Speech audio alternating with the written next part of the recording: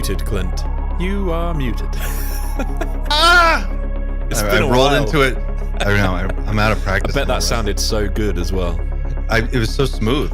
It was the smoothest one I've done in forever. Welcome back, guys. It's Friday. It's 2:04 p.m. on the East Coast, so that means it's time for Friday Night Live. A lot of big UFO news just dropped.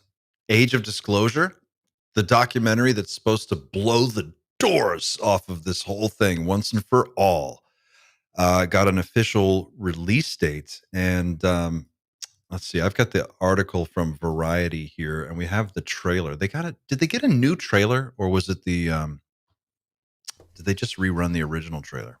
I can't remember. It's been that long since I saw the original trailer, so I don't know. But I'll queue up the trailer for whenever. Let's take a look. Yeah, let's do it now. So this is the documentary, guys, that's going to blow everybody's minds. It's going to be streaming on Amazon, and I think the date was November 21, November 21st on Amazon Prime. Let's see if we can take a look.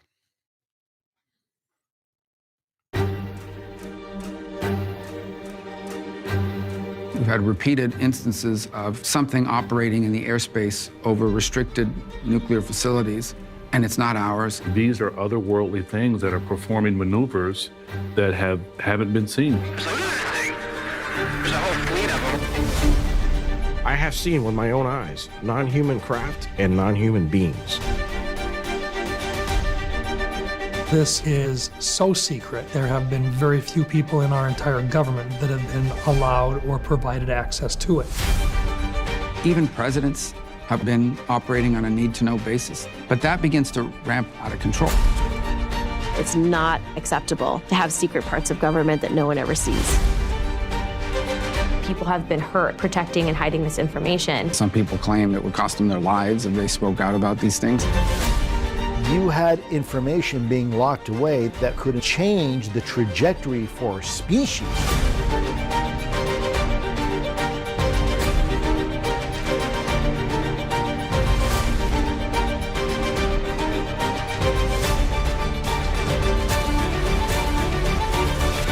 This is the biggest discovery in human history.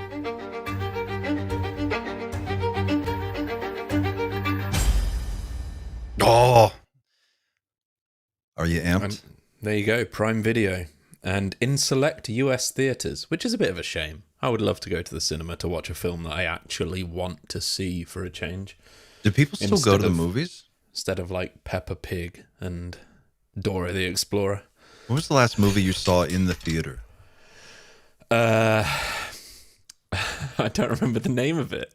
I went with my father-in-law to see... It's like, to be fair, it's like this film about like an AI child that is sentient. I can't remember the name of it. Somebody in the chat. AI? It wasn't AI with Robbie Williams. Robbie Williams in that? Robin Williams, I think. Oh, well, Robbie. Not Robbie. It'd be better if Robbie Williams was in it. I would, but we love Robin. Robbie Williams, actually, fun fact, you told me this, is a big UFO nerd, right? He's huge. He's a huge UFO nerd, and he's also a huge fan of Area 52. Is that right? Yeah. Is Chris going to have him on? Have they talked? I have no idea. Oh, man. I'm sure. I know Chris knows that Robbie Williams is a fan because he's always like taking photos of like himself with the trucker hat on and stuff. So that's just crazy. Like so he's cool. Such a huge celebrity. That's wild. Wow. I hope he does Skinwalker. Robbie Williams has been to Skinwalker. Yeah. What did he say about it? I think he just spent the night there and talked around a campfire for a documentary. Oh, that sounds so cool. Hang out with Robbie Williams on Skinwalker Ranch. Can you imagine? Make a documentary. That'd be surreal. That would be wild. So we've got Age of Disclosure. That's huge. That's coming out November 21. We should do we should do some kind of a watch party or something. I don't know how we do that. Certainly try and do one without getting any sort of copyright repercussions. That'd be great. But well, maybe everyone just watches it and we all just are on the Discord. We all hit play at the same time. And then it's like we're all watching it together. Yeah. Something like that. We'll do something like that. There was Jordan Jozak. Am I saying his name right? Jordan Jozak put out some really interesting content this week about this psychic child recruitment program through the through the GATE, the Gifted and Talented education program. That was pretty amazing. You sent me this Substack article that he had put out, and I think this was a while ago, right? It was before he was Jordan Jozak. He was just going under a pseudonym? Yeah, so at the time he was still trying to remain anonymous. I'm not sure how many people in the chat will have seen this. It is a public article. It's been out there since 2024 at some point. When was it? April 2024. I believe one of the people instrumental in securing this article with this with Jordan was stood in front of us at the hearing when we were waiting in line. So we spoke with them for quite a while, and coincidentally, this is something that they are, I believe, responsible for. But I've said to you before the stream, I've not had time to read the entire Substack. I've skimmed it, and some of it is insane, like wild, like crazy, like new paradigm kind of stuff. So hopefully we get some time to go into it today, because I genuinely just want to read it. Well, there's a great video clip that he put out on his X account of about 12 minutes long, which might be good for people to watch. We don't have to watch all 12 minutes of it, but we should probably watch a few minutes of it. And should we maybe play the Skywatcher trailer just first? To kind of walk him on? Yeah. So for people who don't know, Jordan is one of the psionic assets that is part of the Skywatcher team, which has been kind of radio silent for a little while, at least so far as I can tell on YouTube. There's been some kind of behind the scenes talk about things that they may have successfully been able to do involving UAP. But Jordan is one of their psionic assets. And when he put out this video, he basically is following up on that appearance in, I think it was episode 2 of the Skywatcher video. And there's like a 3-minute clip where we get to meet him and find out a little bit about who he is. Do you have that, Xander?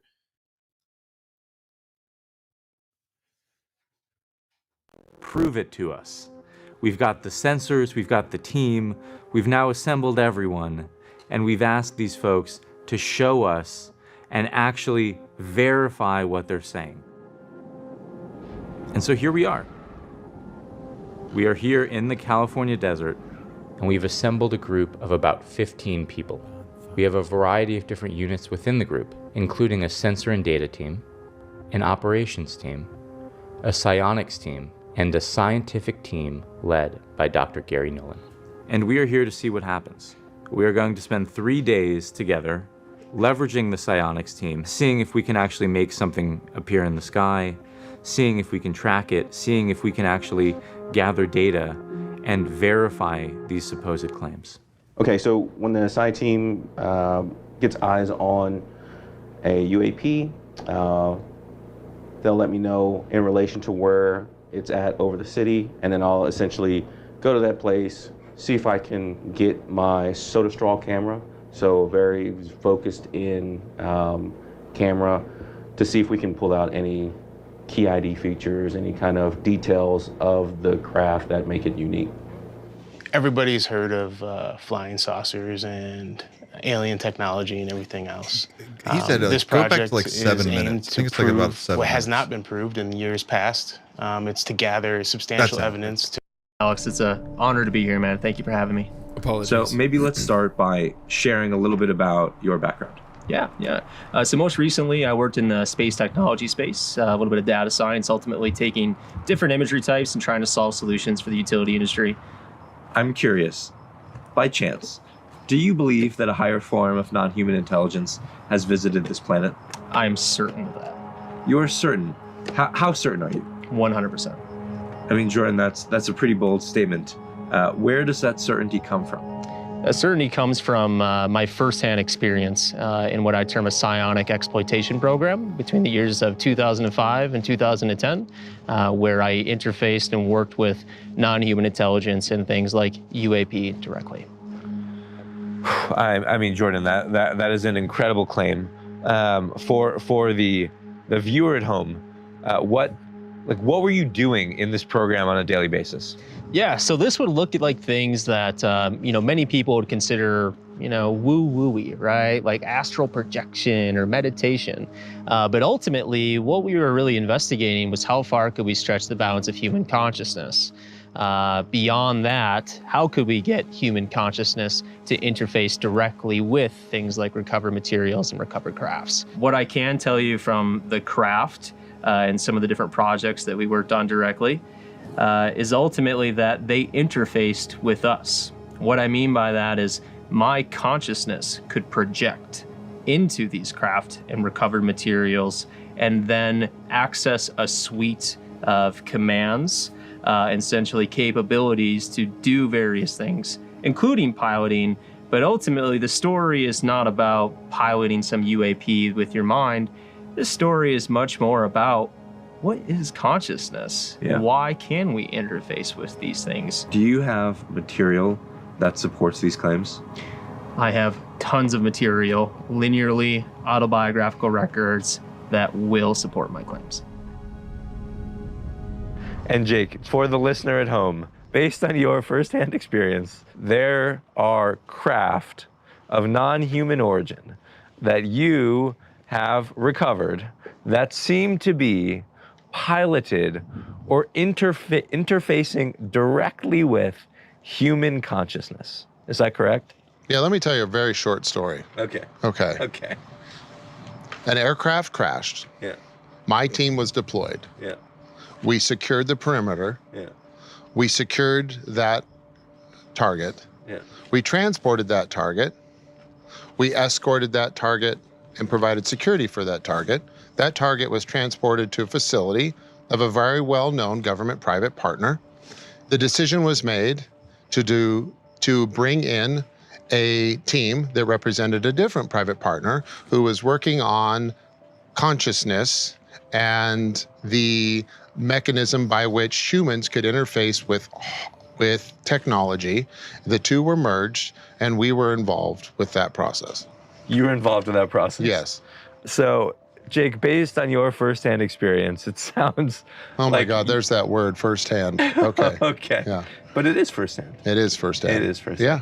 Based on your firsthand experience, it sounds like we're living in a science fiction novel, and there seem to be craft of non-human origin that are flying around our skies, and certain human consciousnesses seem to be able to interface with these craft. And there are organizations or institutions, if you will, all around the world that know this fact. Yeah. Isn't it depressing that should be shocking? It is very depressing, yeah. That shouldn't be shocking. Thank God, you know what? I mean, forgive me, but I'm over that. Yeah. So, let's get past that, because that is the case, and it is exciting, but we have a duty here. We have a moment in time, thanks to friends like David Grush, who has stuck his neck out and paved a trail with our government, who, for better or worse, has control over a lot of things.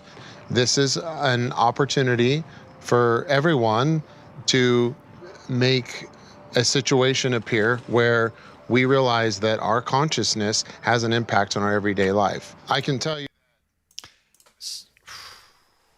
There's a lot of info there, right? What's your rapid react to that clip when you see it again? It lines that I have no problems with any of that. Me neither. Simple as that. I have no problems with anything that was just said. I know that, people are going to say evidence. I get it. Who knows? We're entering a new frontier right now. I think evidence for this might be difficult to get, but not impossible. And maybe we aren't that far away from some sort of evidence that confirms at least some of this. But that's Jordan Josak, everyone. So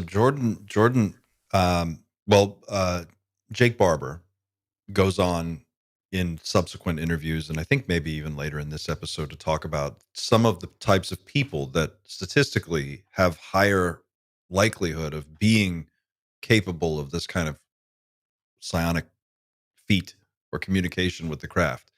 And among them, he talks about, I think, people who are left-handed, autistic people. He says, I think gay men. He was children, specifically children. And the children thing has come up lately a lot. And then Jordan put out this video where he talked about being a young child who was recruited into a program that sounds basically like something out of Stranger Things, where he was identified through a testing sort of protocol that went out. They selected certain people as candidates. They brought them into this program, and then through a further process of study and revision, they were basically able to identify kids that had really powerful latent psychic abilities. And then he is transferred out of his school. A group makes a deal basically with his parents, and they say, look, your kid's special. He needs a special school and he needs special teachers, and they're going to provide all this for you, but we basically have to take him to a different school. And so the parents agree, and then he starts to go to this off-site facility, and where you have to like key card in, and there's only like 40 other kids there, and only 4 of them ever go up to the 3rd floor. So it's like this crazy story. And it just blew my mind. And we have to watch just the first few minutes of this, Xander, so you can... Have you seen this, or you just haven't read the Substack article? I've not managed to read all the Substack article, but I've seen the 12-minute video, yes. We should show this for people. Yeah. And then we can go into the Substack, because the Substack just gets crazier.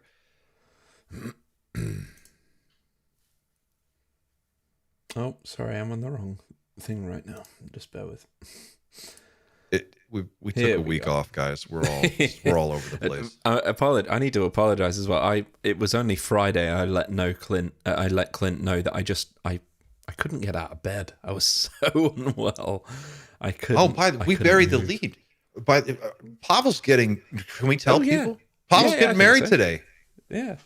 Congratulations, Pavel. Huge shout out from the Night Shift community. I'm sorry, Xander. I didn't mean to step on your reason. I had nothing to tell. Yeah, congrats to Pavel. But Pavel's getting married. That's huge. If anyone's wondering where Dan is, he's probably somewhere in South America hanging out with Guns N' Roses at the end of the day, which is pretty cool as well.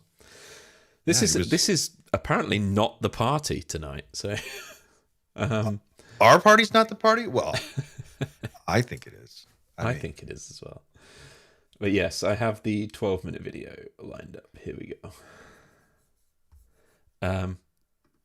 We'll probably pause several times throughout this because let's just the first 2-3 minutes just to set up what's going on with him. But this is basically the backstory for like what brought him into Skywatcher. How does a person become a psionic asset? What is that? And how is there a formal process by which those people are selected? Apparently there is. And this is what that process looks like from the vantage point of someone who went through it.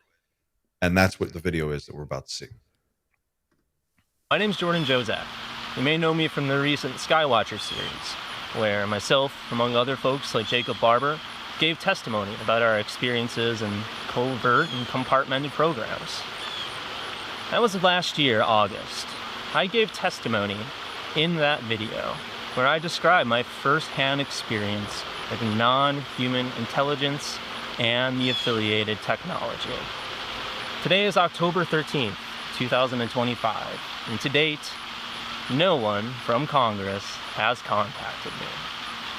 So, I figured I'd like to tell my own story this time.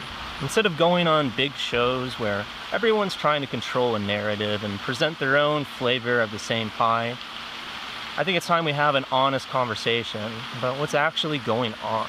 And the truth is, it's not easy to explain.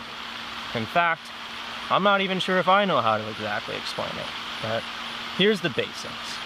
If you watch the Skywatcher series, you saw me claim that I was in a psionic exploitation program between the years of 2005 and 2010. And if you're looking at me and trying to do the age comparison, you're right. I'm age 30. In 2005 and 2010, I was ages 9 and 14. This is one of the difficult things that we're going to have to navigate if we desire disclosure as a nation. There are very uncomfortable truths regarding the past programmatic nature of the program itself. And quite frankly, I didn't ask for any of this. I was scouted within the school system through the Gifted and Talented Education Network. In 2005, I began a relationship with a psychologist who would come into my school district, and I would begin to become separated from the rest of my classmates. This continued on, a relationship when my parents were not fully given the truth of why I was seeing a psychologist or why the school district was recommending that I would see them after hours. But this relationship progressed for a few years. What was happening during that time was I was progressing through the outer areas of a psionic recruitment program that, to my knowledge, has been running throughout the United States for some time. You don't have to look too far to look back at Gifted and Talented Education Initiatives, as well as TAG, Talented and Gifted Initiatives as well. The problem being is not all of that is bad. However, for those that are familiar with how intelligence operations work, they work covertly. They work through channels that carry plausible deniability. And that was the nature of what happened to me. In 2008, I was progressing and excelling within the program to the point that they removed me from the public school district. And for 2 years, I attended school at what seemed like a very normal, lockdown, scan in, scan out, off-site facility. My parents were just told that I was going there to get better. I just needed mental health treatment. But what they didn't know is that facility was a cover for a much larger program where I interacted with non-human intelligence and its associated technology. I interacted with a piece of technology known as Sylvia within the program. And that's where things get very difficult. Up to this point, that'll be a thing that people immediately begin to start Googling. What the fuck is Sylvia? I've never heard that before. Oh man, this is such a strange, bizarro story that feels like, at the same time, completely unbelievable and totally believable. Like I because it's so crazy. I'm like, the chat is literally like, "What is Sylvia? What's Sylvia?" And like, yeah, I agree. What is Sylvia? Seriously, what is Sylvia? We talked about it before the thing. Remember, it's the thing. Or are you doing this for them? Is that what that is? I think. You made that connection. I don't know enough about. I've not read the Substack, so. Okay, so let me jump back. Let's jump back and forth. Let's do it back and forth. Okay. I've got the Substack article here, and I can share my screen. I've also got the Substack. So okay, so in the if you bring that article up, and we scroll. Right. Before we carry on, right, the Substack was released all the way back in 2024. Before Jordan was known as Jordan, he decided to come out anonymously, and everything he talks about in the 12-minute video and more, I believe, is in this document. Am I right in assuming that? Because I've scanned it, and there's references to so much stuff in this article, some of which links to completely separate news that is synchronistically taking place this week as well on the Jesse Michaels channel, which is really weird. But yeah, I don't know whereabouts in this document you want me to go to. So take this document, as Xander said, and the video of Jordan that you just saw, and realize that this is more or less the same person, basically expanding on the same story, right? So this video just came out, but yesterday. This is a Substack article from 2024 that is fleshing out that stuff. And if you scroll down to the first thing is this letter from Duke University. I don't know if you see, hang on, I've got to bring up my other screen. Okay, so this letter right here is the letter that went out. We invite you to participate in the 19th annual talent search conducted by the Duke University Talent Identification Program, TIP. This form explains eligibility, registration procedures, and the benefits associated with talent search. And this is basically the like web that they throw out, the net to catch people and bring them into this other program. And what's really crazy is when I first read this, I recognized this letter. We got this in the mail when I was 13 years old. This showed up, and my mom made a huge deal out of it because she just thought this was like an amazing. She's like, "What is this?" And we never did anything with it. But I remember getting one of these, and it is. At the time, we were living in Florida, and Florida is one of the states here for eligibility. So he scrolls. If you scroll down to where it says, there's this picture of like a wizard looking at a telescope into the universe right there, and underneath it says the last screening, the second paragraph down, it goes, the last screening process involved a physical piece of technology that I still have no frame of reference to understand to this day. This is Sylvia, I think. It was a highly regulated procedure involving what I could only describe as a crystallized sphere that seemed more alive rather than an inanimate object. I know it sounds corny and like something from a wizard movie, but I am telling you, it was the freakiest experience I've ever had in my life. It was approximately 2 feet in diameter, and while it had what I perceived to be a defined shell, the inside of it seemed like it had its own light source, and I can only best describe it as if you imagined how Jupiter looks with its swirling atmosphere, but it was all white, transparent, and crystallized instead. It felt alive and conscious. The inside essence of the sphere would shift as I shifted my consciousness and my conscious engagement with it. It would exhibit changes that seemed like conscious to conscious interactions just from moving my eyes. It was brought in with a special team of people that I had never seen previously or after the experience. It was contained in what appeared to be a specific case that was disassembled when I entered the room, and it was sitting on this special pedestal under a type of blanket. After someone removed the blanket, I was asked to look at the object and discuss what I was experiencing in almost a casual fashion, like, what do you think about it? I was instructed that I didn't need to do anything and that it chooses who it likes and who it doesn't. I never had another interaction with this object or team of people, to my knowledge, during my 2 years there. I was given no further explanation, of this. What? So this is the next big thing. This is the next big thing. So now let's tie this to the Jesse Michaels clip that just got posted today on Jesse Michaels' X feed with an interview. This is from American Alchemy's X feed, an interview with Dan Sherman. Do you have this clip pulled up? I don't, but if you have it, you can go ahead and share. Okay, you are connecting the dots for me today. I'm going to connect the dots. This all is just like kind of clicking into place. Adam Wright, this is wild. I know. Everybody, please hit that like button, by the way. We only have like 140 likes. I don't know why. We need to get this way up. Let's get it up to like 300, 400 likes. So please go ahead and for less than the price of a cup of coffee, you too could be a hero. The reason this feels so unprepared is because all of this has hit me in the last 24 hours.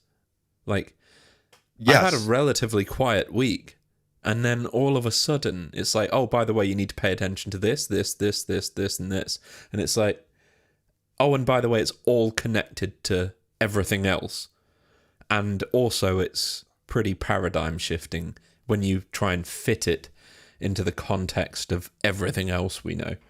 And isn't it crazy that it almost feels like every week is like that now? Yeah, you know what I mean?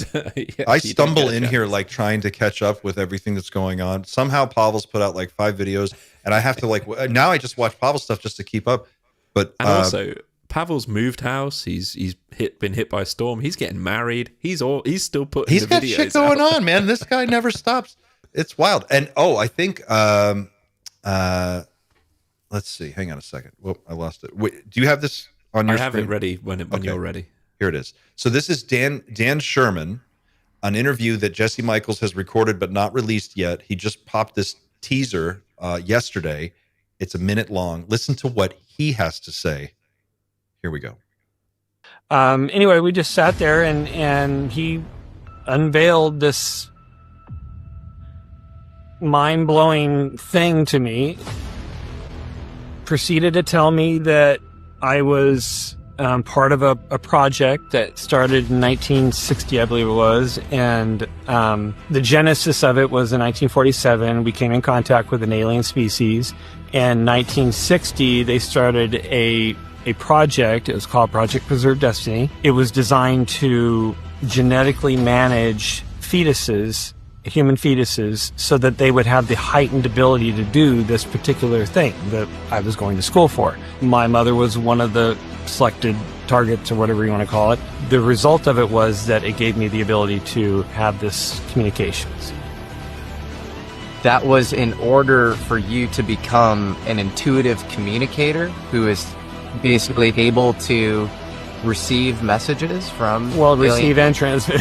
Receive and transmit. Yeah, communicate basically, back and forth. And he's telling you all of this? Yeah, he said that that's what my job would be doing, or that's what my job would be to do that, yes.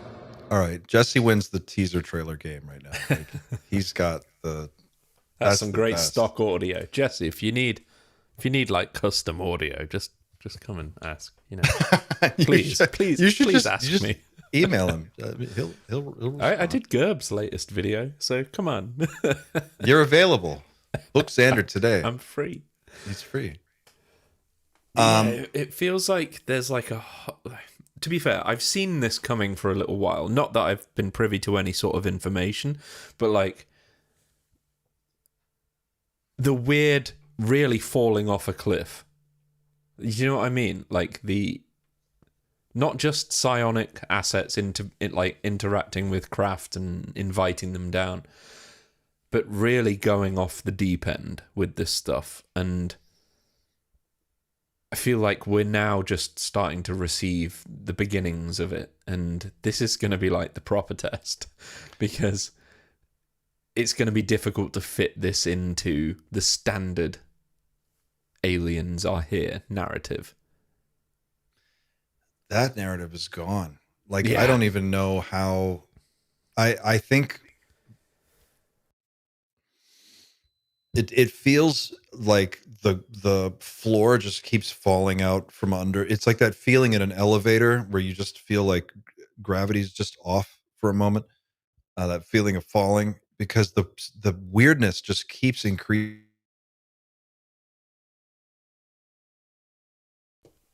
Have we lost Clint? That's a question. We may have lost him, folks. We may have lost him. What we'll do in the meantime, we will carry on watching Jordan Josak's video.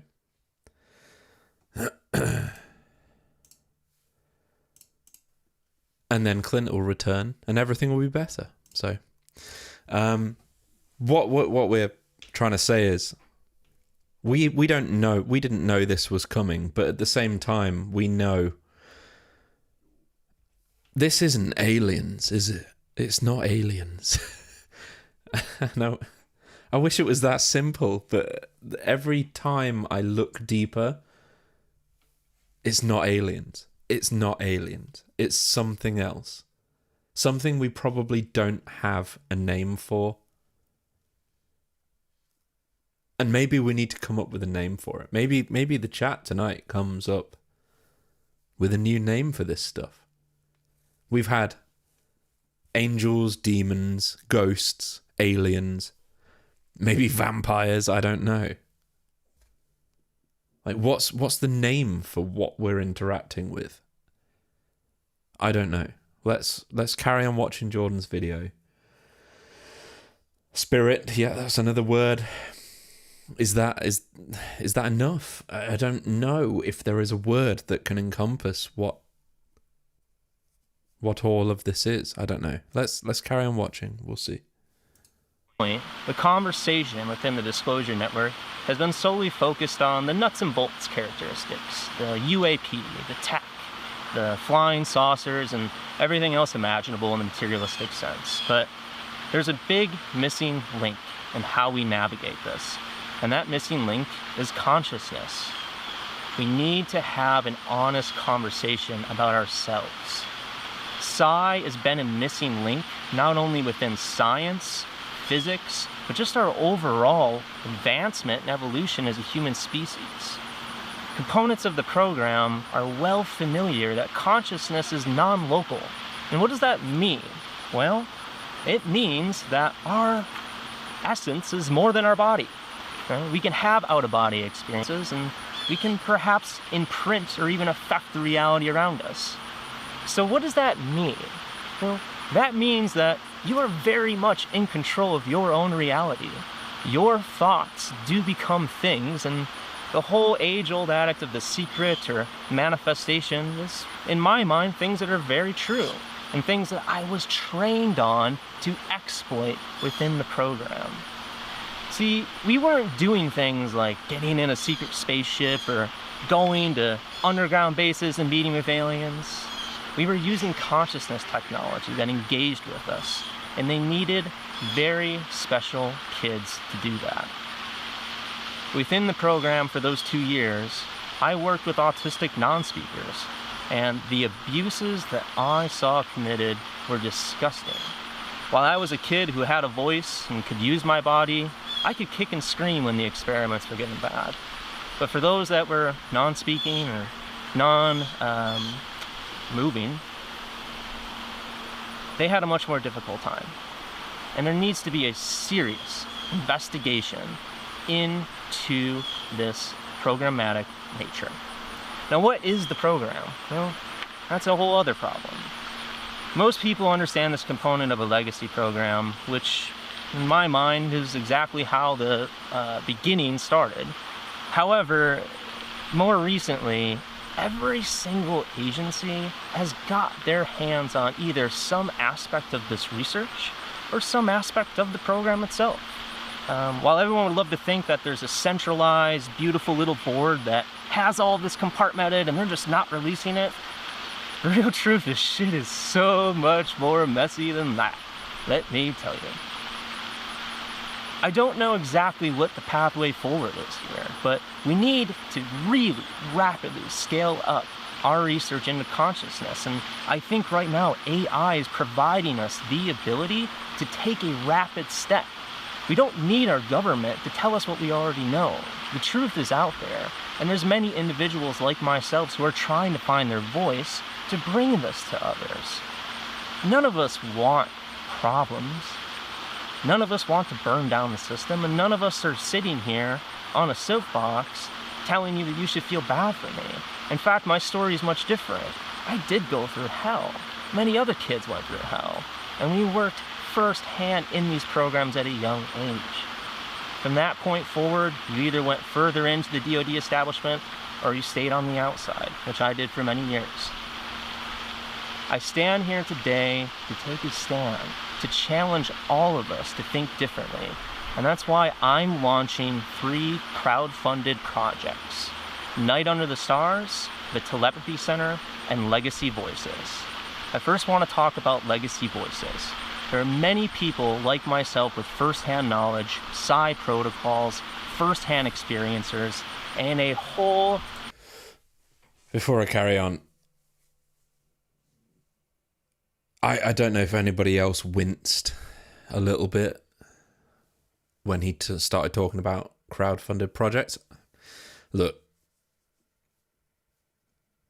if you want to do something, you need money at the end of the day. I get it. I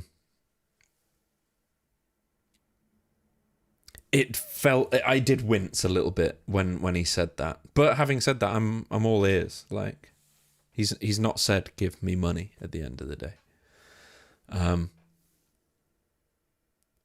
But it's something to think about. And I don't mean to have the long pause there, but I do think it's something to think about. But, yeah.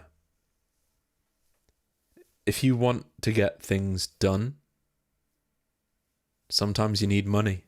You do. That's fine. But we'll see. We'll see what happens with this. I'll carry on playing it. But if anybody else winced, I just wanted to let you know. You're not the only one that winced when he started talking about announcing something, you know. I think maybe it could have been done better.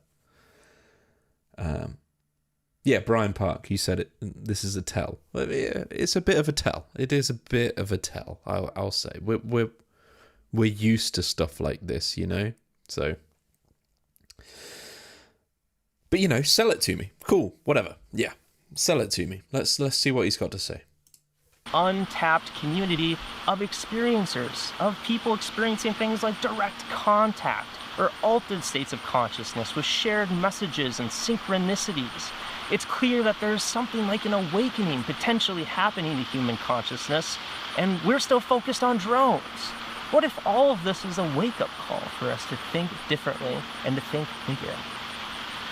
So that three-part process, Legacy Voices, is designed to give voices to those that have credible information and first-hand experiences. We want to leverage AI to do pattern recognition, to bring whatever intuitive information can be gleaned that could potentially further resources as we begin to look into the aspects of the phenomenon. It's not just consciousness, it's not just nuts and bolts, and frankly, it's not just plasma. It's all of it at the same time. I think we're potentially evolving. Maybe we're at the techno-singularity. Maybe that this is a dimensional shift in nature that we are experiencing, and all of this is like a mismatch of thoughts as we navigate this bumpy journey together. However, one thing's incredibly important to me, that these voices get out, that those that have information can get their testimony to researchers.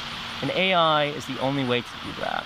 So we're proposing an online platform that uses webcam capabilities to scale and ingest testimonies from both experiencers as well as those that have first-hand information and feel comfortable sharing that.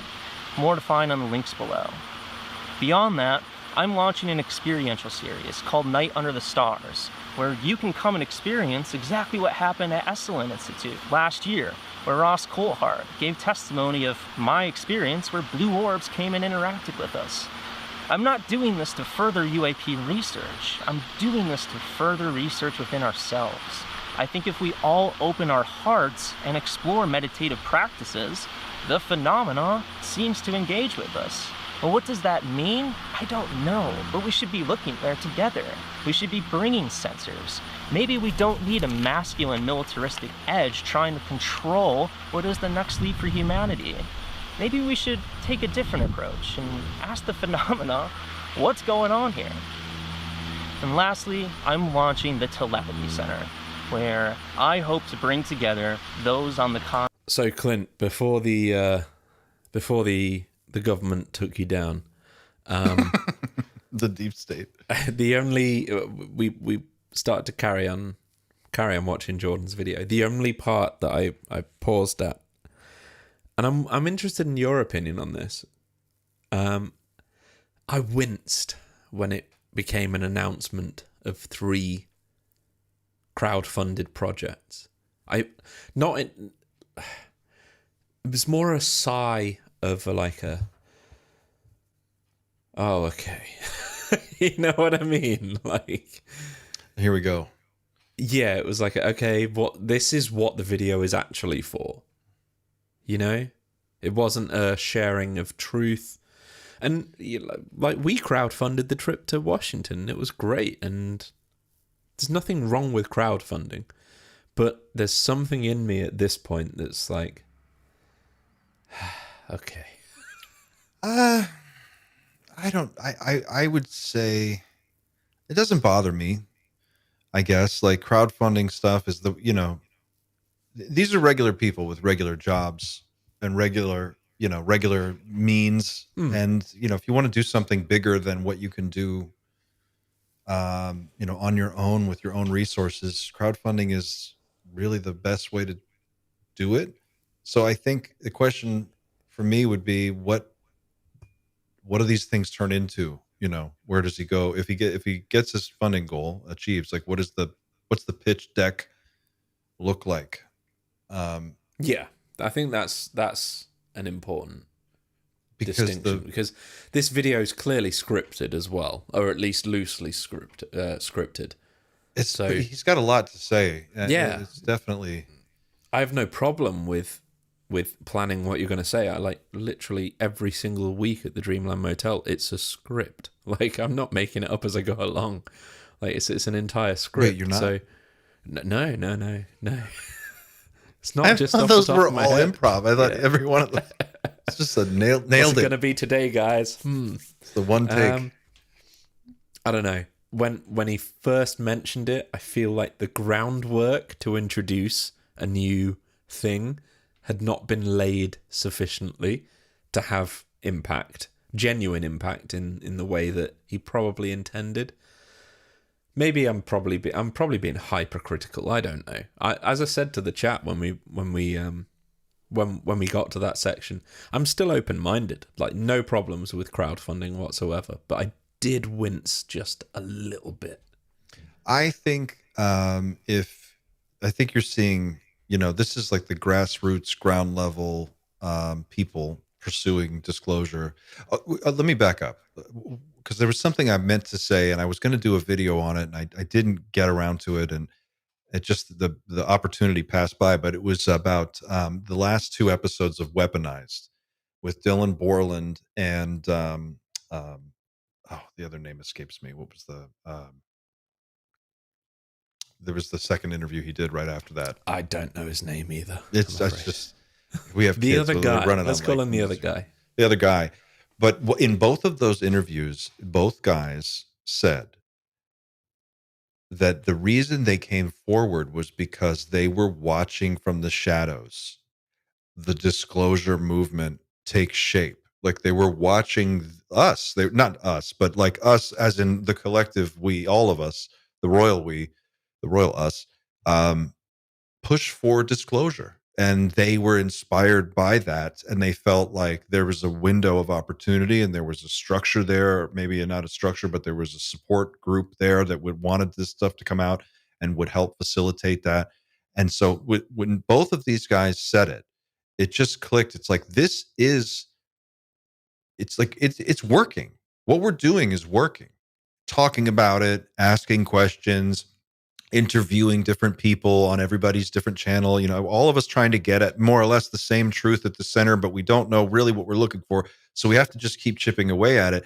But people watch and it resonates with them and they see it and go, hey, there's something I can bring to this conversation and maybe this is the time to do it. I feel like that's what's going on here with Jordan. And I hope that people, he kind of makes the case, like if other people out there have been involved in similar programs to come forward.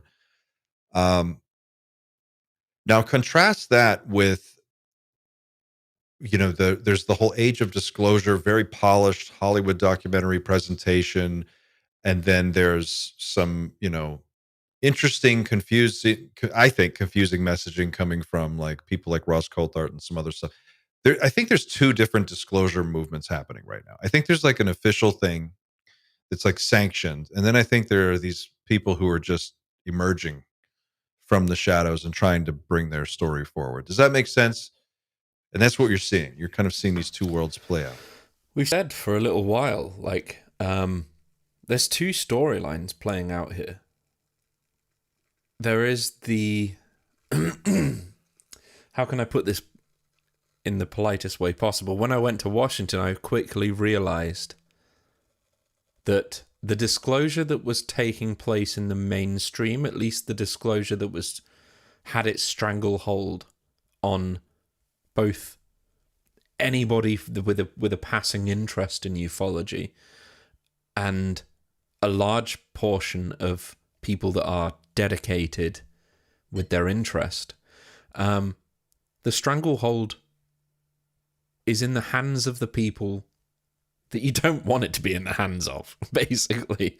We've got, I believe, a bunch of people that know far more than they're saying, with far more to lose,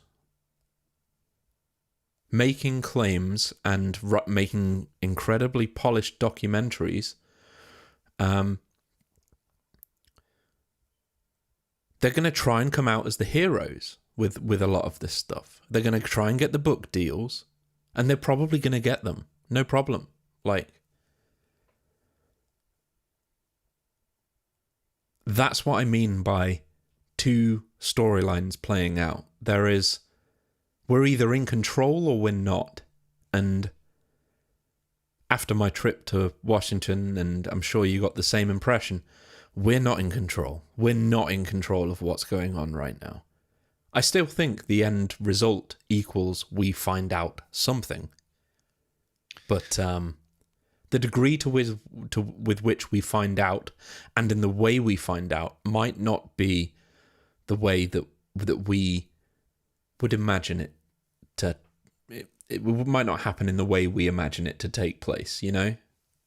Are you saying that it seems to you like this is sort of like an Operation Paperclip kind of a thing, where people from inside the program are coming forward, but they're making deals? Like, they're saying, "Look, we're going to bring out, we'll bring out the information, but we're going to do it our way, and we want something for that." I don't think they're being threatened in any way. I think they know the writings on the wall in terms of public knowledge, the internet, AI. They know that there's very little. The amount of money and manpower it takes to preserve secrecy is just becoming unmanageable. There's leaks left, right, and center. AI, general intelligence, has the chance, at least, to bypass them anyway and come up with the same technology that they've been hiding for the last 60 years. They know that their days are numbered, so the best they can do is try and cover their tracks in as many ways as possible, get rid of all of the frankly evil stuff they've been doing for the last 60 years. And by evil, I don't mean they're there cackling in some dark room with a cigar and a glass of whiskey. I think they're doing it because they genuinely think this is the right thing to do. But they're not... I think what I'm trying to say, in a very bad way,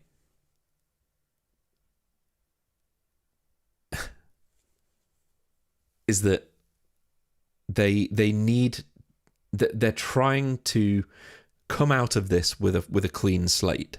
That's probably the best way to say it. They're trying to come out of this with a clean slate, and it's a choice. Like, play their hand and say, like, look, we're gonna.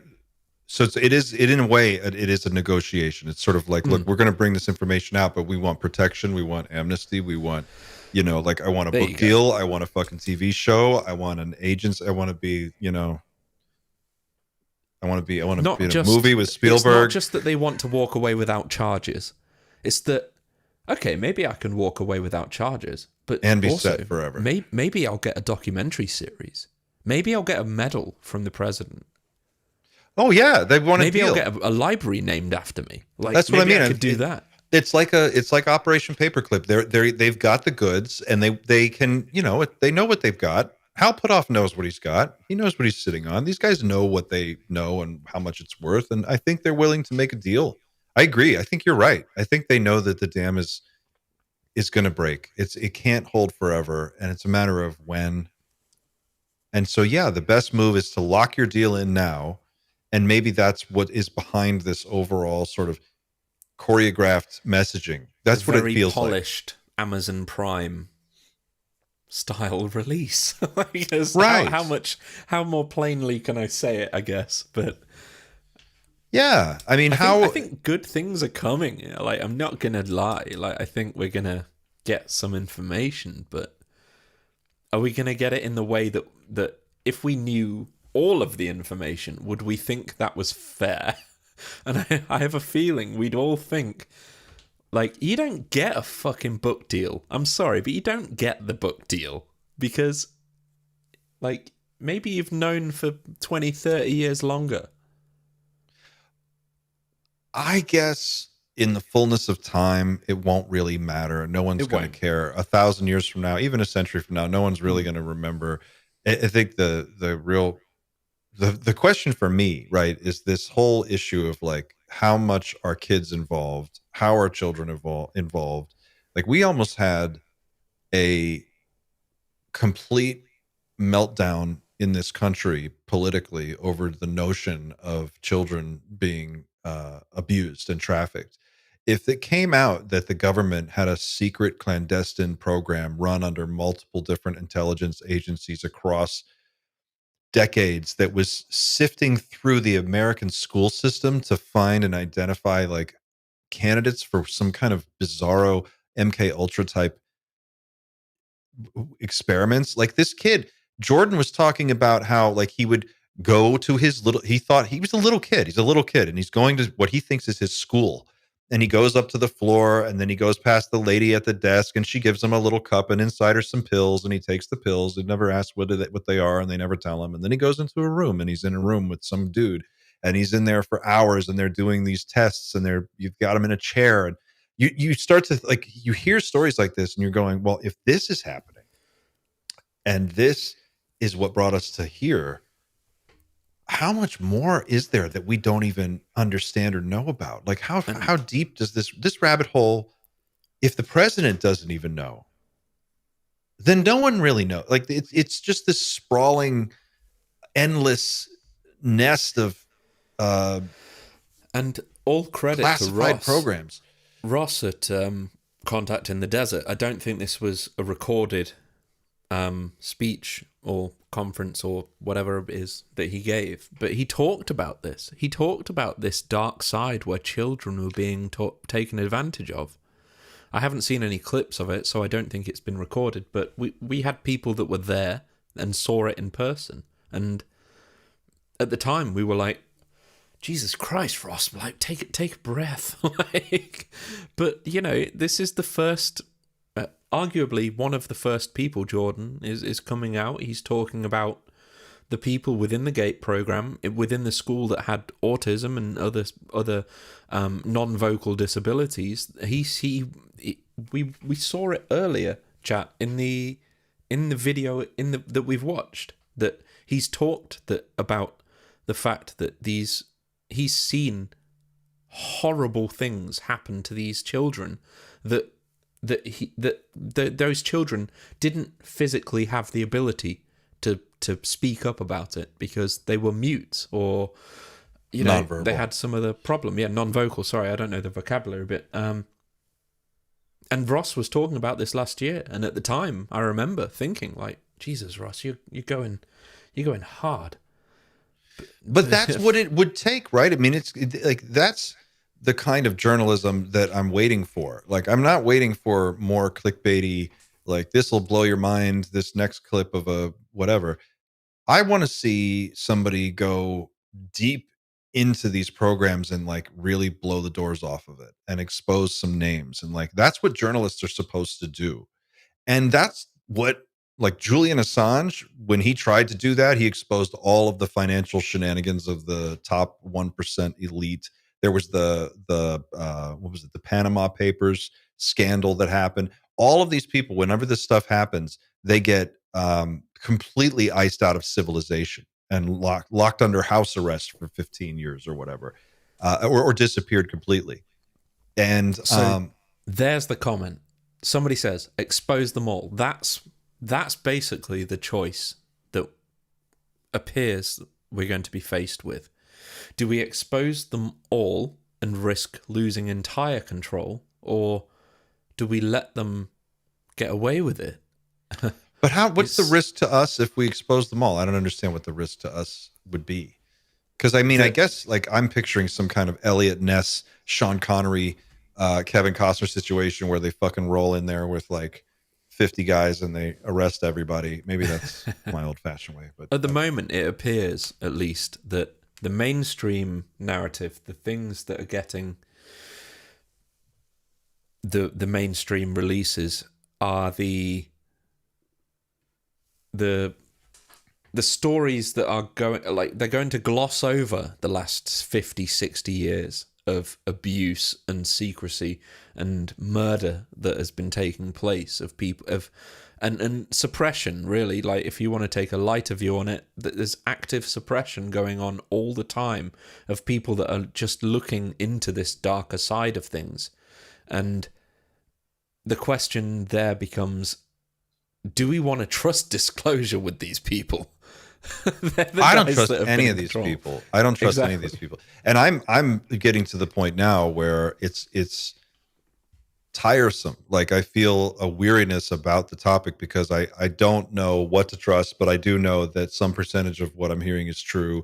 Some of it resonates more than others, but particularly with regard to like the curated information that comes out of channels like Ross, News Nation. I mean, like, it's impossible for me to believe that News Nation just has a fucking team, like a guy, even if it's just Ross and 3 PAs working in a closet somewhere, that they're funding this guy to sit there and just hit UFOs all the time. Like, it doesn't make any sense. No other news organization does anything like that. Like, everybody has other shit to do. And he's covering this beat, and somehow he's never in DC. He's never talking to, like, what anyway, I could go on, but I have questions about that. The Age of Disclosure documentary thing, the sense I get is that you would never ever get to the bottom of the rabbit hole anyway. Like, there's no, for one, Congress is spineless, and they would never go into the nest of snakes that this would be for them. Imagine if they just kept teasing at the MK Ultra strings and they kept pulling that yarn until eventually the whole fucking sweater comes undone. Like, where do you stop? And then you're finding out about all of these other programs where they're kidnapping people and drugging them and mind controlling them and doing all kinds of bizarro shit. What is it that even Dylan Borland in that Weaponized interview, what did he say? He said they took him into a room at the VA hospital and they made him watch fucking Clockwork Orange kind of like brainwashing videos where like they would mixture of children with guns and like butterflies and all sorts, yeah. And then they would make him count backwards from 1,000 in sevens, and if he got it wrong, they'd scream in his ear and things like that. And all of that's that who was you're dealing therapy with as a result of his reported PTSD that he received as a result of something that happened to him when he was in the military. That was the treatment, apparently. So you've got these government programs that I'm sure the VA is like, you know, it's a huge database, right? You have all these different databases. They're basically observing people. They're selecting out for these traits or their whatever it is. But when they finally do get what they want, it never really benefits the people. And I think that's the thing. It's like we would never get to the bottom of this thing. And along the way, a lot of Congress people would be unalived. I think... or one, and then that would be it, and everybody else would just drop it. It would be, it's like Epstein. You're never going to see the bottom of that. You're never going to see the end of that story. That's gone. You're definitely never going to get this. This is 1,000 times more toxic than Epstein, and no one's going to. The scariest question I currently have, and I'm genuinely trying to deal with this, is like, where the hell are the NHI in this? Like, why aren't they stepping in and saying, like, yeah, you're being fed the complete. You're being led down the yellow brick road, as in terms of you're just being fed a fantasy right now, like, rather than the actual truth. Where the only conclusion I come to at this point is that they appear to either not care or it just doesn't matter in the grand scheme of things. Either way is terrifying. I wonder. Oh geez, we just said his name. The one interview from Jesse Michaels' American Alchemy that we just played. Dan Sherman. Yeah. Dan Sherman says he was being trained to communicate, to transmit and receive information. Well, what information was he receiving? What was he transmitting? Did he even know? In the video or in the Substack article from Jordan, it says one of the types of things that he would do is they would put him in a chair, they would drug him, he would be in this like drugged state, and then they would play tones in his ears, like musical tones, but he said they're not like binaural beats like Gateway. They're like phone, you know, like an old phone. You push the button and it makes that tone sound. it was like loud tone, like one in one ear and then another one, and it was a code. It would be like beep beep beep beep beep, beep and then that he would like go into this weird synchronized brain state, and then he talked about visualizing a grid, a 3-dimensional grid, and then there are different points on this grid, and then every time they would do this, they did it in twos. They would have him, and then there would be another kid to bring them back if they got lost or something happened. It was like to pull them out. We can read this bit. I haven't read this, so feel free. Yeah, it's crazy. I don't see it though. Yeah. Give me a second. So from here, things progressed. This bit. From here, things progressed to more serious tasks, similar but not equal to remote viewing. Instead of seeking a fixed static target, we would work to build a structure within our subconscious mind that visually can be imagined like a layered grid. Each layer on this grid had specific points that we considered anchor points, which were like safe zones or callback points that you had to maintain awareness of during what we considered missions. It goes on, it says, there was a lot of focus on engaging the left and right hemispheres of my brain in a specific pattern, generally induced through bilateral stimulation, sometimes with just auditory stimulation, sometimes with visual, sometimes with both, to get into the states of consciousness where this work was performed. If you're wondering, it sounded like hemisync. It didn't. The auditory stimulation I used was much more rigid and mechanical sounding, somewhat similar to holding a telephone number key down in varying frequencies. And it goes on, but I don't want to bore everybody. We'll put the link for this if they want to read it all the way through. But yeah, the link to which, if you need a link, if you join the Discord, I'll put it in the live links. I think I already did. Did I? No, I didn't. Here you go. If you join the Discord, you can get access to the Substack there. And it's a long read. And I'm not a very good reader, hence I haven't read it yet. But it just gets weirder. It's just, he talks about how they have teams of 2, and then they work in teams. And basically it sounded to me like, and this is just my first read kind of understanding of it, that they were working on developing a method for mapping the mental space, right? Like when you meditate, I did a little bit of I would love to talk to Chris about this because he did the whole gateway process. He did a video on it too, but it'd be fun to just ask him about this. But I did the first few gateway lessons, and it's all like building these mental image sort of, you've done it, right, Xander? Like, you're sort of like building the toolbox of things you're going to use. The toolbox, yeah. And it sounded like that. Like there's this mental space, and you have to first understand how to like have your sea legs, and then how to navigate from point to point, and how to bring yourself back. And then you can start to go out.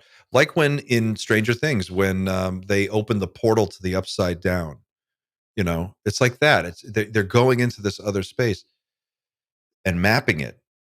But I swear to God, if out of everything that I've ever watched, Stranger Things becomes the most accurate depiction of how reality works, I'm gonna lose it, dude. Honestly, that's kind of where I'm at right now. Yeah. Is like, it's the parallel realities overlapping in the same physical space, and some beings have the technology to slip through and pop out here. Sometimes it's us from the future with the same technology, but there's basically parallel timelines.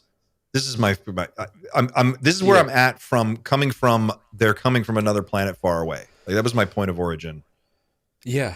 This is where I'm at today. Not just that. It kind of fits in with the traditional lore as well, because in the same document that we've just been sharing, the Substack, Jordan talks about Project Looking Glass, which is a Dan Burrish project. And it was first mentioned by Bob Lazar, I believe, possibly before him. But I know Bob Lazar mentioned it, and Dan fleshed it out. If it's all fake, then fine. But Bob mentioned it. Dan took that bit of lore and ran with it. He ran a long way with it.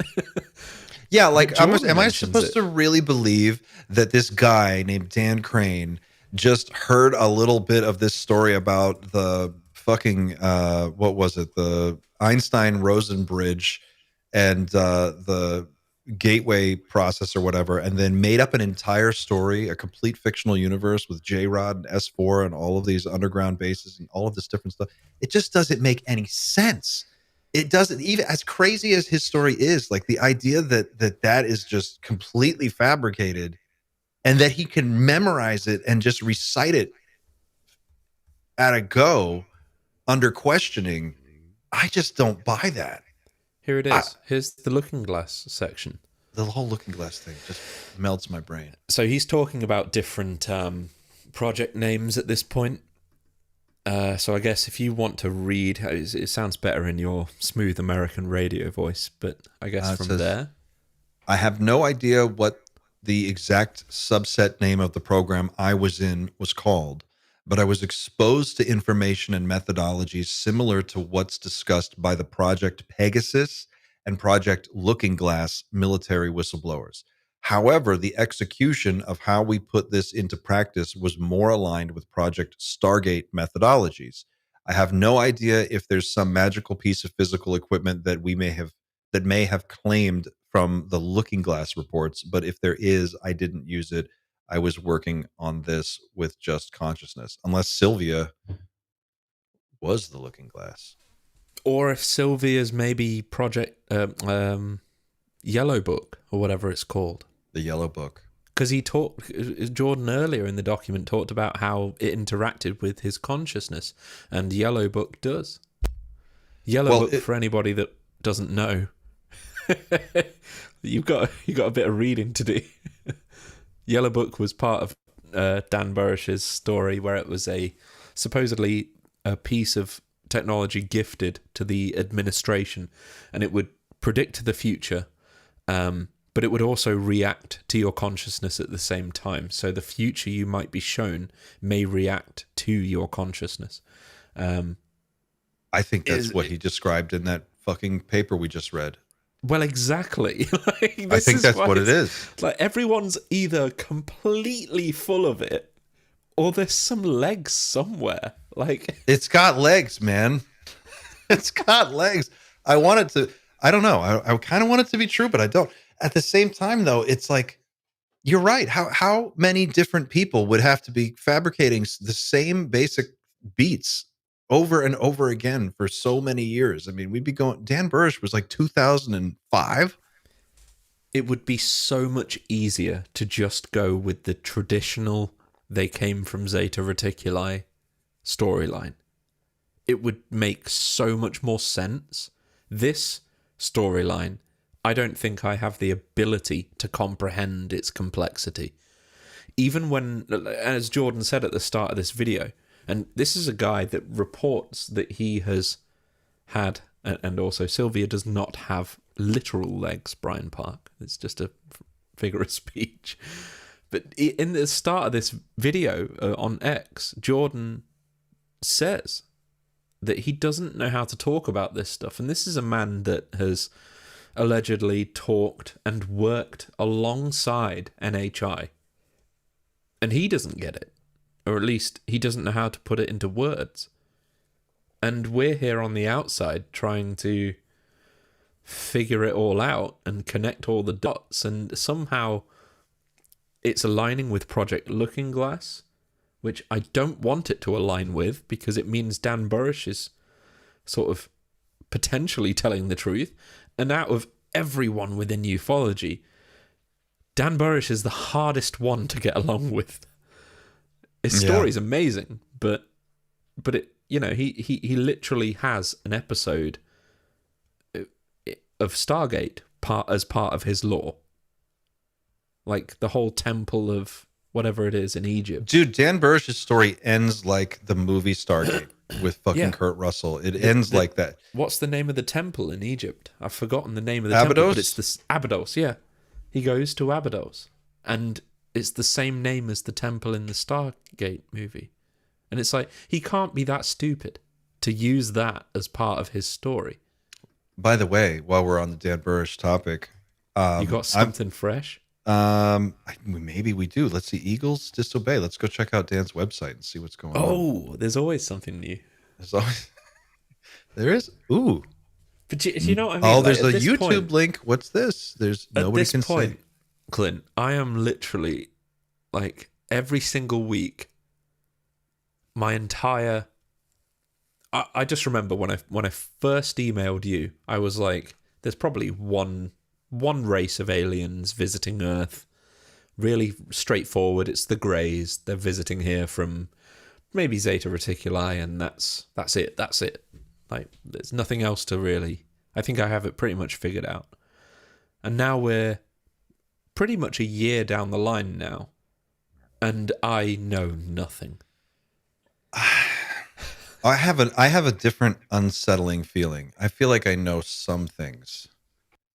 And I feel like, but I don't know which ones are real, and that's the thing that makes it difficult. I feel like I want to start a thing on the Team Night Shift website called "What We Think We Know," or I don't know if it's true, but it feels true. Maybe I don't know which one, but what I think we know. This is just my high confidence sort of like gut instinct. I think we know that the beings can produce hardware. We can study the hardware, but the hardware is something that is much more difficult to replicate, and it's not the full story.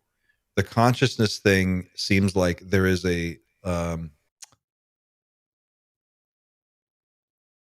set of abilities, a suite of abilities that is available to more advanced beings that has been either turned off in us or is very I'm talking about our psychic abilities, is limited. And so in order for us to deal with these beings on their level, it makes sense that we would have a covert program to identify assets that we could train to basically be like Jedi. Like this is like Jedi shit. That's what I think is what it really boils down to. A lot of this is going to be. Here's the other thing. I want to say this before I forget to mention it.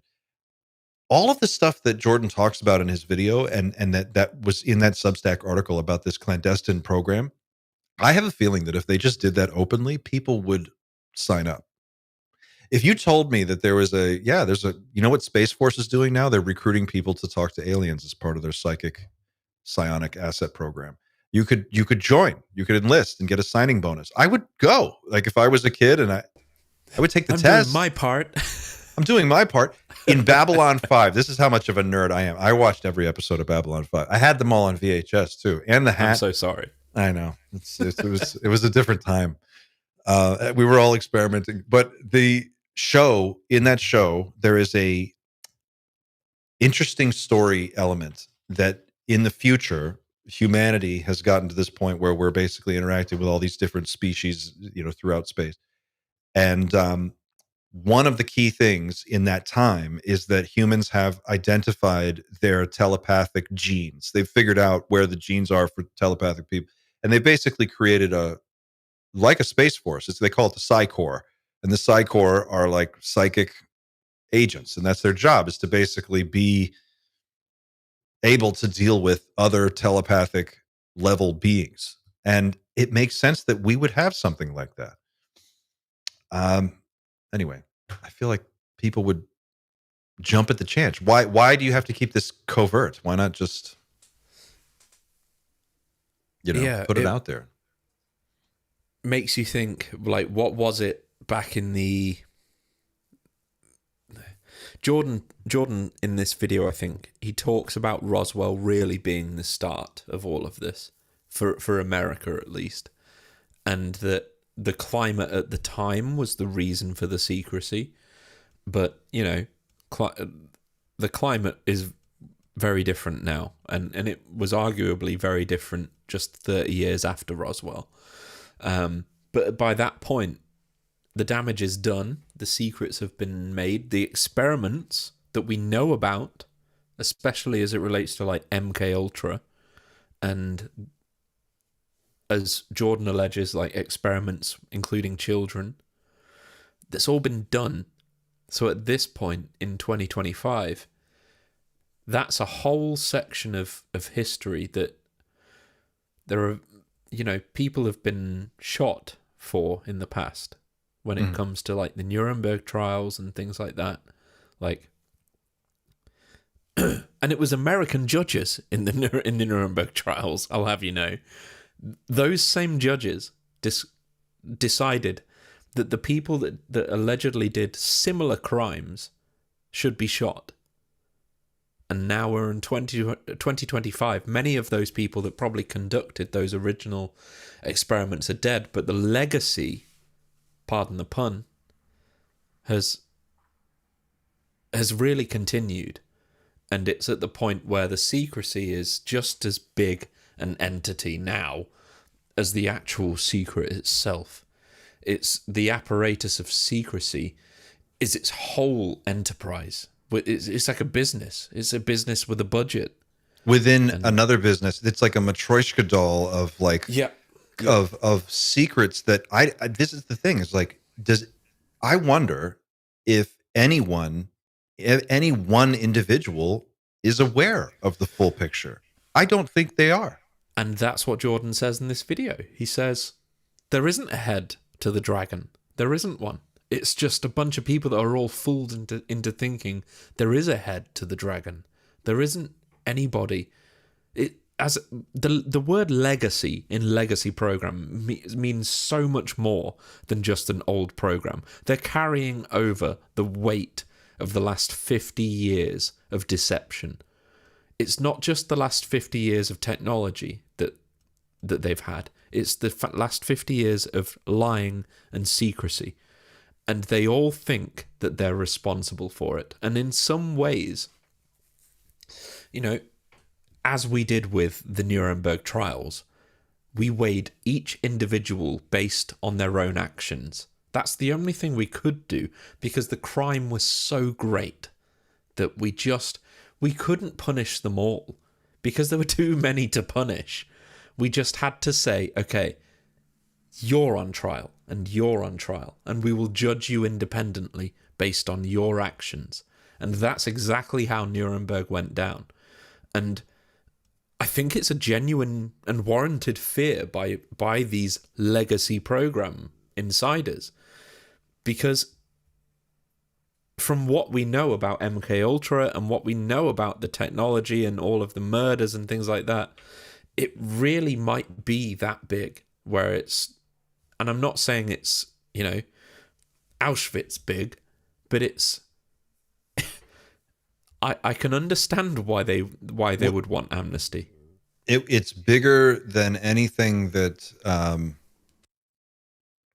we know about the Epstein situation. We know how big that is, and that's never going to see the light of day. So this is 1,000 times, 1,000,000 times bigger than that.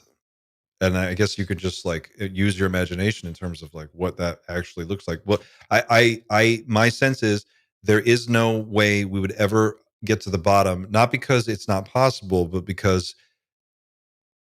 the government isn't really in the business of investigating crimes in itself and exposing, it's just not going to do that. I don't see Congress doing it. I don't think any member of Congress has the power to really get in there and shake things up. You're talking about like taking apart the Central Intelligence Agency and going through 75 years of military intelligence records and figuring out, you might as well say we're going to audit the Pentagon and figure out where all the money went.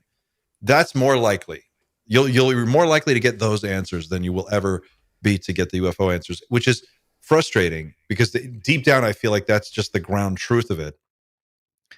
But on the other hand, even if we got what we imagine disclosure might look like, I guess the real question is, what is the outcome that we think we want? We being all of us, like in this community that are pushing for it. Can I advertise right now? Huh? Can I advertise right now? Yes. Oh yeah. You have news. Go for it. I have a bit of news, but he's got a bit. He's been working on it for weeks, guys. It's really good. The news I have is connected to what you're saying. So, like, in my head, what does it look like? I want the big event where we all look up and we see the same thing, and we're all awestruck, and we don't kill each other. We don't like reach for the gun. Like, we don't in Texas start shooting at the thing. Like, I have an episode coming out in an hour and a half. It's entirely about 3i Atlas, but it's more about the whole wonderment of embracing what the possibilities are, and that's part of the whole 3i Atlas investigation is a celebration of the human's ability to just fantasize in incredible ways and worthwhile ways that we should continue doing. So if you want to see my version of disclosure, that's where to start tonight. That is where to start. Where we have the event. Like, I don't want this announcement by a president. I don't want it to leak in a video online. I want everyone to step outside their homes and see it for themselves, and to also react in the correct way. So as much as it's an advert, it's also a call to action, because I would love this to happen. So a peaceful first contact that happens in such a massive way that everyone in the world is witnessing it all at once. Yes, that's what I want. I want that.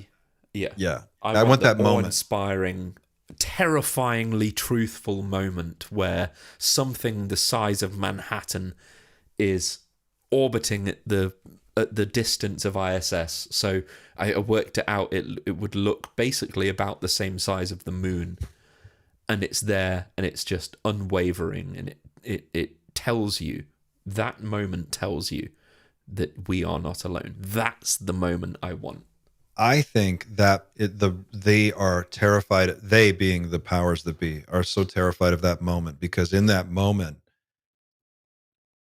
we forget that we're different. We remember that we're just human beings. We're all part of one human family. This is what Danny Sheehan told me one time when I had the opportunity to talk to him. He made this really excellent, beautiful point, and he's like, they don't want us all to have one origin story. You know, the human family. We're from Earth. They don't want that, because that unites people. They want us disjointed and divided. It's such a beautiful idea, what you just described, of like a global moment where like no one on Earth goes to sleep that night. And for the rest of a generation, everyone knows where they were on that day. And that's just something that we all, whatever country you're from, whatever language you speak, everyone knows that event, and we all shared it together. The last time that happened was 1969. It was the moon landing. That was the last time everyone was looking at the same thing, and they all thought the same thing, and they all thought, this is great. This is humanity moving forward. That's a big moment that I don't think we've had since 1969, and I think that would be, for me, that is in some ways the last test that humanity really ever has to face is, can we all look at this one thing in the sky that we can't explain and not look at each other as enemies, like, immediately, or like, what can it do for me? It's more of a, okay, I'm no longer in control. And this is the moment that we can all recognize that together. Like, as utopian as that sounds, I don't think it's beyond us, and I would love it to happen.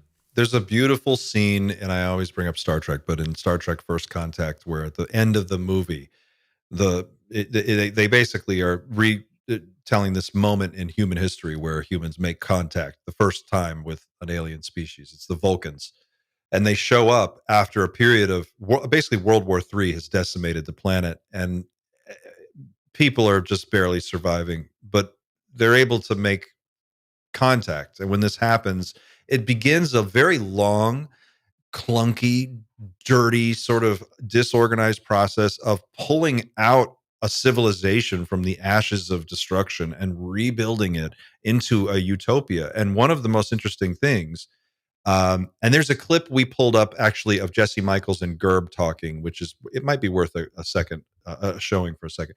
But in that clip, Jesse Michaels talks about Star Trek specifically, and he says Gene Roddenberry was attached to one of these types of programs, like this psychic program. And the idea for Star Trek actually came from that. And it's a really interesting bit of trivia. But the idea was that in Star Trek, it's a world where humans have solved their problems. We've basically solved sickness, we've solved hunger, we've solved war, we've solved violence. We've basically created a standard of living that would be, unbelievable by today's standards. And everyone has this, and it's free. Everything's free. It's just all there because technology has made that possible. But in order for us to achieve that paradise, we have to destroy ourselves first. That's the real message. And then we realize, what's at stake and to come out of that. I would love for us to have a moment that doesn't involve World War III, but where we basically pull out of the fucking dive that we're in. It doesn't feel optimistic. Does anyone out there really feel like good about the future? I'm just curious, people watching. Does anyone? And we are entering Doomer Friday around now. It's about that time. Do you have the graphic? No, I don't have it. The stinger. I wish I did. I have to jump into a different thing real fast because I talked a long time, so I'm sorry. But Galactic Family Podcast gave us a super chat, and I just wanted to share this on the screen. Galactic Family Podcast. I was just looking at your channel actually a little while ago, but it says, "I'm a retired Army Sergeant Bronze Star recipient with PTSD. Before retirement, I spent 2 weeks in therapy on a biofeedback machine where they tested if we could, quote, snap emotions off during gruesome videos." Ooh. That just sounds like an intense experience. This is where it is. I mean, it's like there's so much of this stuff. Which thread do you pull on first? Where do you even start? I think you have to start with hardware. Yeah. And for anybody who loves Doomer Friday, unfortunately, it feels like we're not going to have the moment where we all look up and see. Like, ask me 10 years, maybe 15 years ago, what I thought disclosure looked like, and it maybe was a video hitting the internet. Whereas now it doesn't. That disappeared with AI towards the back end of last year. And at this point, I feel like we need real eyes to see a real thing in orbit, and it needs to be everybody. But yeah, I don't see any indication that that's actually going to be the form of disclosure. It needs, if there is an NHI that really cares about humanity, I would suggest going that route. Maybe you're watching, who knows?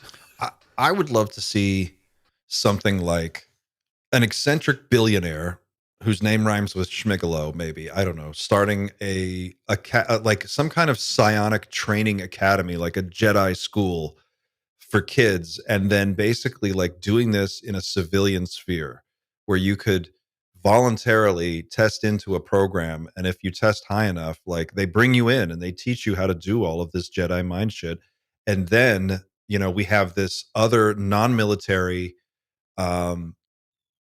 sort of peaceful team that is trained to do whatever it is that these other people are training to do. And it just brings, I think that's the big message that's coming out of all this, is like the Schwartz is in you, Lone Star. Like we have the power to do whatever it is that needs to be done. We just don't know those steps because that's the stuff that's classified. But eventually enough people are going to blow the whistle that we will have most of the pieces of the puzzle. I've been told recently. Has a little bird told you?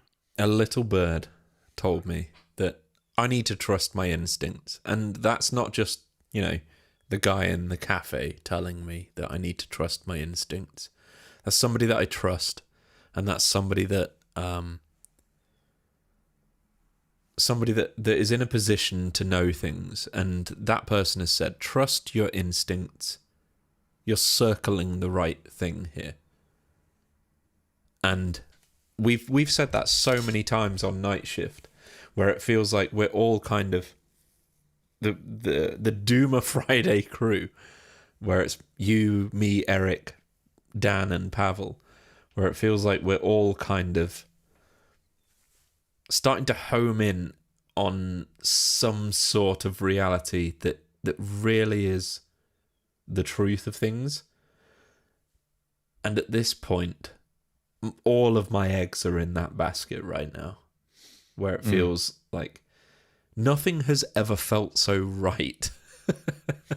And yet, it's so a song weird. lyric, really, isn't it? Somewhere, nothing's ever felt this right. Where it feels like I'm not clutching at straws, and everything I learn seems to flow into the next thing that I learn. But I don't know what the actual next event is. What if there is no next event? And what if it just goes on little bit by little bit like this for as long as you're alive and I'm alive, and we get, maybe we do get more answers, but we never really get the full story, and it just is weird. Maybe it's just that. Well, I think the only question in response to that is what happens in the next. What do you think is the state of the world in 2055? Well, if you ask any of our billionaire tech elite, not very good, because that's the news this week. Everybody's building way you cut it. Survival the world bunker. Is completely different in 20 years, in 30 years. But the people with the access, well, I think of it like this, like the people with the access to the best data and the best analysis are all building survival bunkers in New Zealand or Hawaii or wherever the fuck, but they're underground and they're way far away. They're hiring teams of mercenaries to protect them and their families. They are, OpenAI's CEO, Sam Altman, is, according to him, he said this, he's stockpiling guns, gold, ammunition, potassium iodide tablets. That's for radiation poisoning. That means if he's stockpiling potassium iodide, that means that he thinks there's a pretty high enough chance that there may be a nuclear holocaust that you may need to have some potassium iodide on hand. None of the people who are building the future are very optimistic about it. Inwardly, outwardly, they come on different interviews and they're like, "Oh yeah, this is great, and it's going to create all of this economic benefit." But I'm with you, man. No matter what happens, 2050 is such a different world. I can't even begin to imagine what it's going to look like. But I mean, I don't know. I wonder if this is a question you've asked. Your kid is between 3 and 5 or whatever. He just turned 4. Do you think your kid's ever going to drive a car? Yeah, probably. Drive a car? I'll teach him to drive a car. I want him to know how to drive a car. Will you be allowed to teach him to drive a car in 10 years' time? Oh, that's a good question. Maybe not.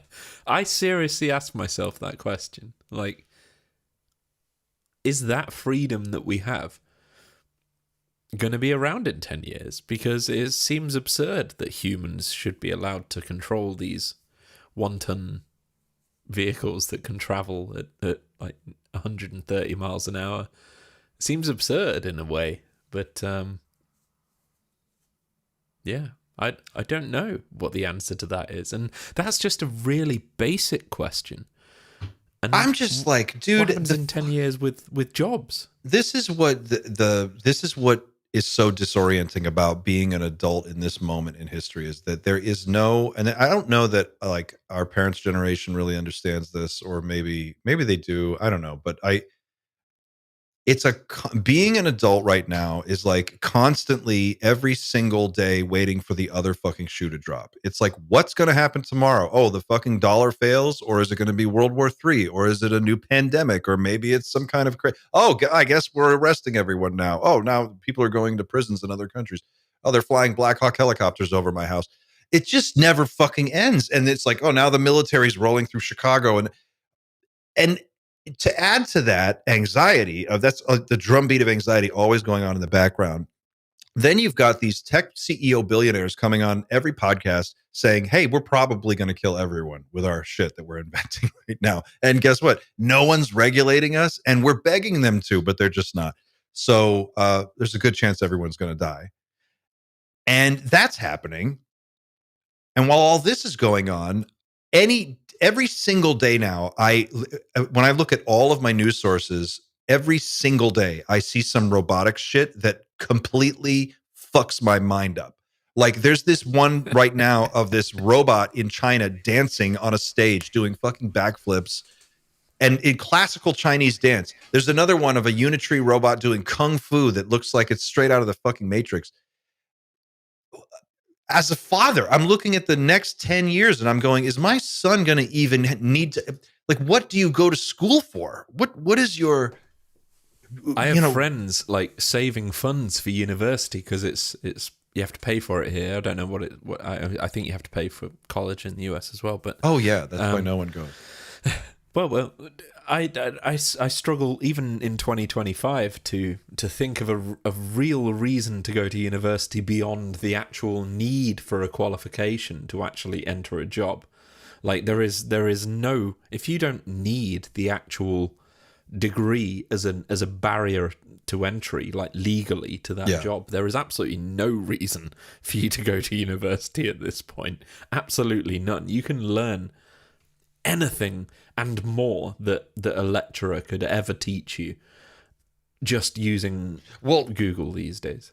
Underneath that statement is the real terrifying bit, right? Which is that for all of our generation, the prevailing wisdom was go to college, get educated in something that, you can build value with, and then go out there and make a living. And the only reference point that we had in the States was like our parents' generation, which they were told, well, go get one job, work forever, and then retire and you'll be fine. That shit went away when I was like 19. That was gone. There was no work forever anywhere. Like there's no job that lasts you your whole life anymore. That's never been a thing for my generation and your generation. So now for us, and you're a creative, you're an artist, I'm an artist, we're both working creative people. I'm sure, I don't know about you, but I'm sure you have a similar story. I've had to reinvent my whole fucking world about a half dozen times and rethink the entire way I make money and make a living, because every few years, the whole industry completely changes all around you. And you just go, well, looking out 10 years from now, I've got the head of Claude. I've got Dario Amodei saying 70% unemployment within 5 years by 2027 or whatever the date is. It's always like 5 to 10 years somewhere in there. Whether or not there's a solution at the end of this problem, the problem is going to play out, and we are all going to be in it for a while before we get to the solution part. And my fear is that the solution that we're going to come up with is, at least in the States, is going to be massive surveillance and arrest everybody who protests and arrest anybody that you don't like and just throw those fuckers behind bars and be done with it. And then we'll come out on the other side and yada, yada. It's going to be fine. But it's the whole like phrase, if you've got nothing to hide, you've got nothing to fear. And it's like, that's probably going to be the defining phrase of the next 10 years or so, when you've got to effectively sign up to universal basic income, which will be a thing. 100%. That's why you're getting the digital government IDs right now. That's why they're pushing for it in the UK. They're pushing for it across Europe, apparently. I don't really watch all that much news, to be fair. But yeah, they're pushing for centralization of your data, effectively, and that's without getting highly conspiratorial. There are some rights that you have as a human being, and one of those rights is you shouldn't have to give more information than is required to be able to live a healthy lifestyle.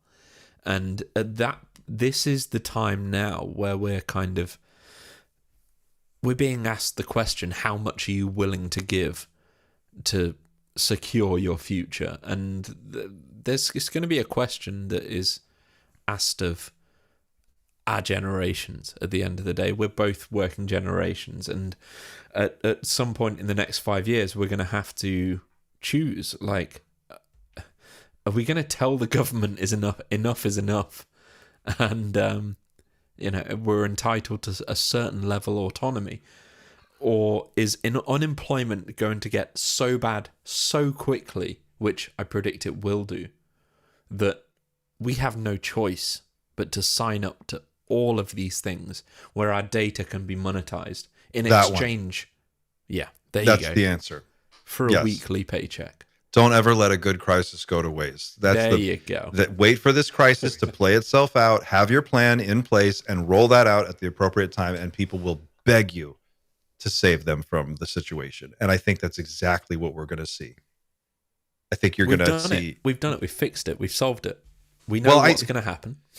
I mean, we've dipped away from the UAP UFO thread for a little bit, but I think this is important because, and one of the things that I want to drive home, as much as possible on this channel, is that these are all connected. This isn't like separate things. Like the UFO stuff doesn't happen in a vacuum separate from all this other stuff. Like mass government surveillance, ubiquitous, constant monitoring of all of your data by a few tech firms that work in close hand in hand with the government.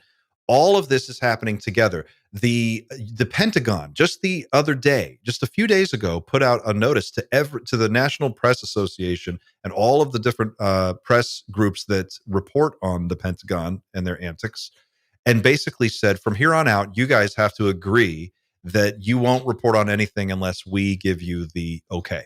They wanted final approval on everything that comes in and out of the Pentagon and goes on to the news. And to their credit, it took a while, but every major American news organization rejected that deal and just said, no, you can fuck right off. But we're approaching a time where they want to have us in a situation where we have no leverage. And I think this is the most critical thing to drive home to people. It's what I keep trying to tell people. The automation that's coming, look at what's happening with robotics. Look at the dexterity in hands that they've just, in the last 10 days, the stuff that's going on will blow your mind. If you think that they can't replace plumbers, electricians, builders, landscapers, office workers, creative professionals, and everyone in between, up to and including nurses and doctors, you're out of your mind. That's coming. And when it does, we will be as vulnerable as we'll ever be, because we won't be able to collectively bargain and get together and use our collective voice we won't have any leverage. We won't matter. We'll be irrelevant. And I think that's the thing that really is hard to see around for me. The human is becoming redundant in its own, and we're inventing the device that makes ourselves redundant. But see this through the lens of a political / corporate elite looking out at 300 million Americans, and then everybody in the UK and everybody in the EU, all these elite, we're talking about like a dozen people here, right? They're looking out at this situation. They're going, we can't have 70% unemployment with 300 million people. They will come find us. They will come with pitchforks and torches, and they will come find us. What they're going to do is lock us down. And I think the national ID card push is part of that. And I think the stuff that really drives me insane is that the government can get together and get behind these ideas when they really want something, like national IDs in your country. It seems like there's this very strong push for it. Why couldn't we have that push for disclosure? Why can't we have? We had over 1 million signatures in the UK, bearing in mind we're like 65 million people in the UK. We had over 1 million signatures, so 1 in 60. That's very high for any sort of petition, saying we don't want forced IDs. And when you get over 200,000 signatures on an official petition in the UK, they're supposed to debate it in Parliament. We got 2 million, I think it was in the end, actually, that signed this petition saying, no, not a chance. their response was, no, this is not being discussed in Parliament, and it will be implemented.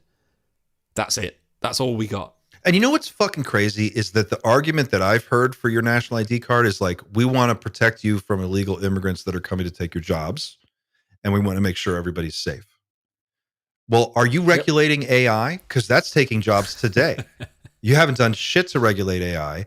This is a 4-alarm fire. This is a huge issue, and this is something that when people are like, "Oh, well, immigration is bad, and we need to crack down on it," that's a separate conversation. And I'm happy to have a conversation about immigration. But if you're worried about job killers, this is a tsunami of job killers coming at us right now. And I think that if the government can't be bothered to get into some kind of mode where they at least regulate what kind of things we have privacy control over, like the national ID card thing.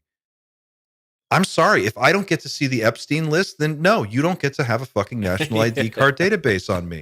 Sorry.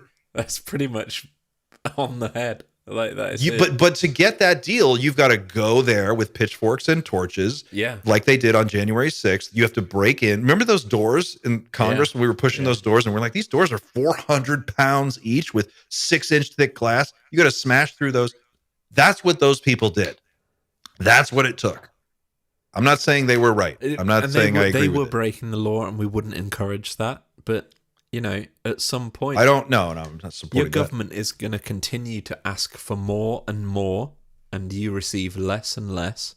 And at some point, you will be asked internally to make a decision. Is this the government that I voted for? And at some point, the answer will be no. And enough people will say no, hopefully, to be able to make a difference. And I've highlighted something in my comments here, purely because it's anecdotal. Somebody mentioned that David Icke has been talking about this for a long time. I like him more and more the more I watch his stuff. I saw David Icke in person like 2 months ago. I didn't have the cojones to go up to him, but he's actually from my neck of the woods in the UK. And I saw him at what us in the UK would call a garden centre. It's just a place where you get garden supplies. And I saw him like just wandering around, like trying to buy a new lawnmower. Everybody's really wanted to go up to him and be like, "Yeah, I know who you are. You can't just buy a lawnmower. Like, I know, you can't just buy a lawnmower without being recognised. Come on." But yeah, it was so strange that I saw him, and I'd actually. I love how passionate he gets when he gets into the. He will go on for so long. He'll just keep going, and so like, will we. Reptiles, reptiles in their eyes. Do we need perhaps like maybe a bit of an uplift, because it was pretty doomy as far as Fridays go. All right, can we pull out of this dive with some Sora 2 videos? Sora 2 videos with Tupac and Mr. Rogers. I've got some music videos, music news. Music news. Wait, what's the music news? So, some people have been asking me for a new Night Shift album. I don't have a new Night Shift album for reasons I won't go into. But if you like the Night Shift music and you want another 10 songs to listen to, I have just released an album, a full 10-song album. That, yeah, for reasons I won't go into, that I couldn't just, release as part of the Night Shift sort of album milieu. But I'm going to drop the link. Hopefully. There we go. I've dropped a Spotify link there in the chat. There's a full 10 songs. Bam. And yeah, enjoy. I love your cover art on this. Run from Orion. Dude, that's so dope. It's this cool motorcycle. That's cool. So some people may have seen me in the Discord on occasion, coming up with like different parts of this album. But yeah, There is another Night Shift album on the way, but oh, you want to share screen? Yeah, let's share it. Come on. This is the album cover, guys, for Run from Orion. There you go. Oh, I've lost you. You lost me. Hang on. Did it go? View tab? Oh, maybe it didn't like that when I did it. Here we go. Let's try one more time. Share. It's all good. But anyway. Oh, it's so fun though. It's cool. We had it. All right. But yeah, Run from Orion. Derailed. Go and listen if you want. If you want to contribute, like, you know, last time I said it was free and everything, and people could, like, you know, contribute, buy me a coffee or whatever. I don't want that. What I want really is, hang on, what have I got here? There it is, right. There's Run from Orion. There we go. Sorry about that, guys. So if you enjoy the album and you want to contribute to, you know, buy me a coffee or whatever, don't. Contribute instead to a Just Giving that I've set up for this month, and it's all about supporting mental health in October. I will share the link in the chat right now. But we've got 440 people watching right now. If everyone gave $2, that would be we'd hit over $1,000 within the next hour. And in addition to that, I'm also donating my entire YouTube revenue for the month to charity. So that is just a bit of a call to action. Let's try and donate a little bit to mental health this month. I wanted to plug it a little bit more last Friday, but I was so ill that I couldn't. But yeah, whatever you can give, please, just give a couple bucks. It's not going to me. 100% of it is going to go towards helping mental health this month. So please, let's get this well over $1,000. I'll share the link once more in the chat. I'll add it to the show notes also, and then we can we'll put it up on the channel. Thank you for letting me do like a massive plug there. Of course, man. No, absolutely. But yeah, enjoy the music. If you like it, just give a couple bucks to the Just Giving. That's all I want. Seriously. I'm donating all of my YouTube revenue. Currently, we're projected to be about £500, so that's about $700 from just my YouTube revenue. But if everybody watching just gave a couple bucks on the Just Giving, 100% of which goes to charity, we could be at $1,000 before the end of the night, and that would be incredible. I would love that. Xander, you had a question from Obi-Wan Shinobi, wants to know, is there a Ko-Fi page for those of us who don't do Spotify? Ko-Fi, yes, but you can't download it. You can't download that album, I'm afraid. You can't buy it. It has to be, you have to buy it off any of the DSPs, so YouTube Music, Apple Music, Spotify. It's available on all of them. It's just the nature of by which I made the album. I can't...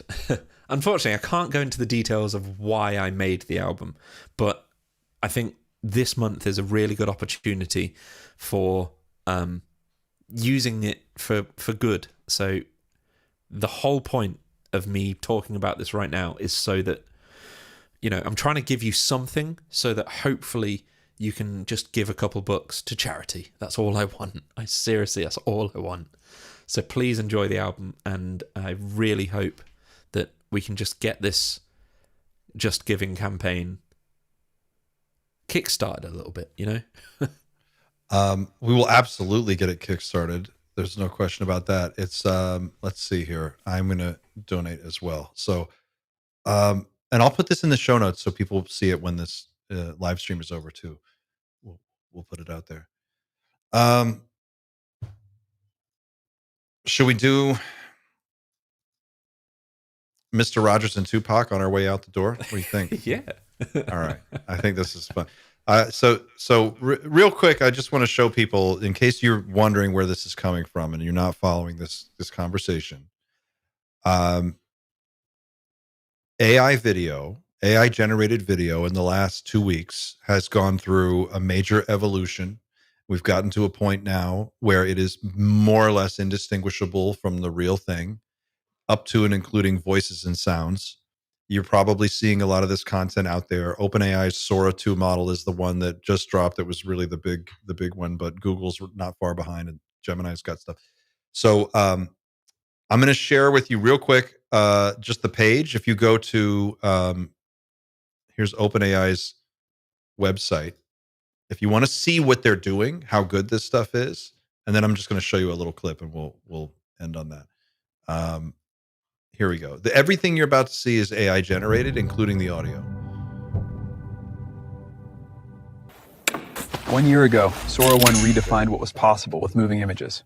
Today, we're announcing the Sora app, powered by the all-new Sora 2.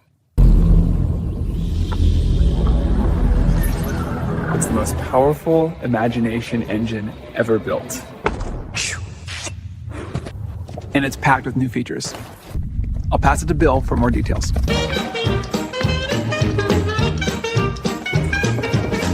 Now every video comes with sound.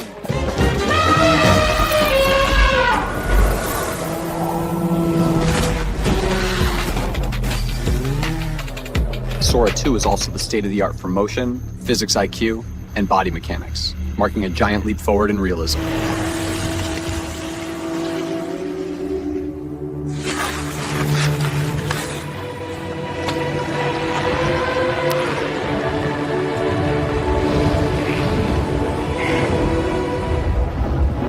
And we're introducing Cameo, giving you the power to step into any world or scene and letting your friends cast you in theirs.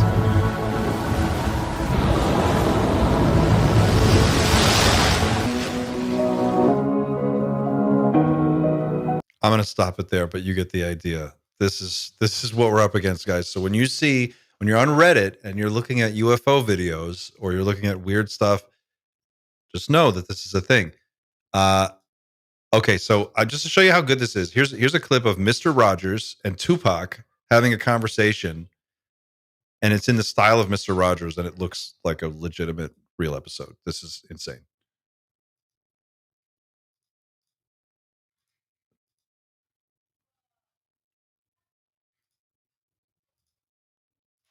You know, sometimes when someone isn't treating you right, the best thing you can do is speak up. Might even put it into a song. You're saying a record, huh? Like go at big in them? If that's what's on your heart. I'd probably start the song like, first off, forget your girl and the crew you claim. West Side, when we ride, come equipped with game. Yo, you really just said that? Yeah. Mr. Rogers so going hard. Sometimes you need a firm opening line. Then you could say that he claims to be a player, but we all know what happened with his wife. You know. Okay. Doomed. We're doomed. That's Doomer Friday, everybody. We're doomed. Oh, man. Yeah.